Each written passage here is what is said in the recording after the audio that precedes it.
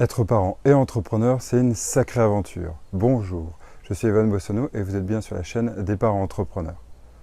Aujourd'hui, je vais vous parler d'une notion qui est très importante. Je vous parlais dernièrement du contrat d'associé. Aujourd'hui, avec le contrat d'associé, il est important aussi, lorsqu'on est une entreprise, d'établir les valeurs de son entreprise. C'est-à-dire tout ce qui va faire que notre entreprise existe et qui peut aussi les différencier des autres entreprises, donc de nos concurrents ou partenaires.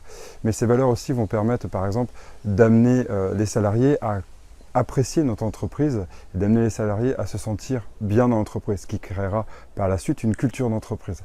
Eh bien, ces principes-là, on peut aussi les appliquer dans la famille, en se disant qu'on peut aussi réfléchir à toutes les valeurs qu'on a, nous, dans notre famille, quelles sont les valeurs qu'on veut mettre en place, quelles sont les valeurs qu'on a, nous, c'est-à-dire le conjoint et la conjointe et le conjoint, et aussi de se dire que ces valeurs-là, on peut les transmettre. Les transmettre à qui? À nos enfants.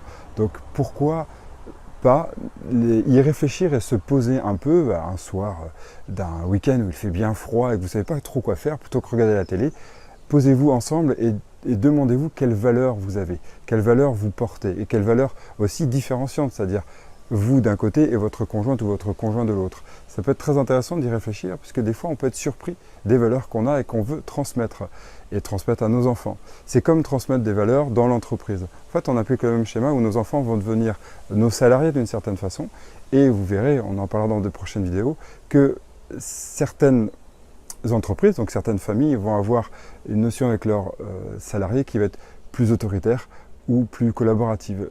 C'est aussi la culture d'entreprise, donc la culture familiale. Je vous en parle dans une prochaine vidéo.